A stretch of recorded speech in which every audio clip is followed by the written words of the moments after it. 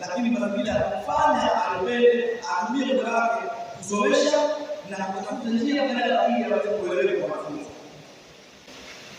Walimu hawa wasifundishe kama mwanafunzi, lazima kama walimu wa serikali nimshukuru mwalimu wa Tanzania. Yeye mwalimu ni kwa kutumia. Pale wanafunzi walipokuja wanafikia yeye. Wanaelewa yuko atofautisha katika majukumu kati ya walimu walioandika kwa ajili ya Dar es Salaam na walimu wa somo lingine. Majukumu hayo. Kwa hiyo ndugu zangu, nimesema tunawakumbusha kidogo.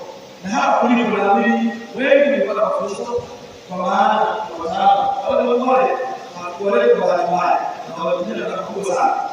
Kumleta wataalamu kuja hapa kuwafundisha nini? Hivi kama na kwa wakati tunatakiwa kujifunza zaidi ya kutoa kwa leo.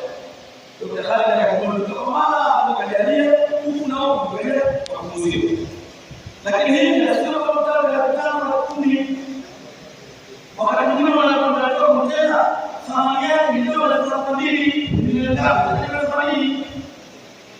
Watu wanatoa ili kuhadili kufahamu sawa. Hakuna neno mwingine.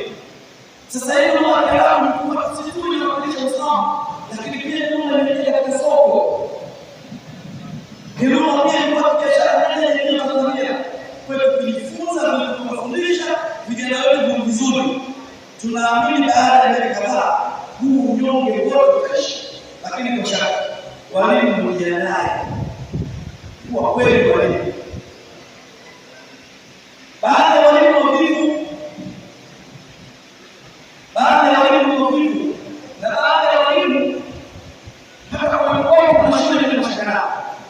Nilitamani mimi nilikuwa mmoja katika kamati ya kwa sekondari. Sasa unapotaka mwalimu mwingine sijui sababu mmiliki wa shule aliona angenipa fedha na kushika.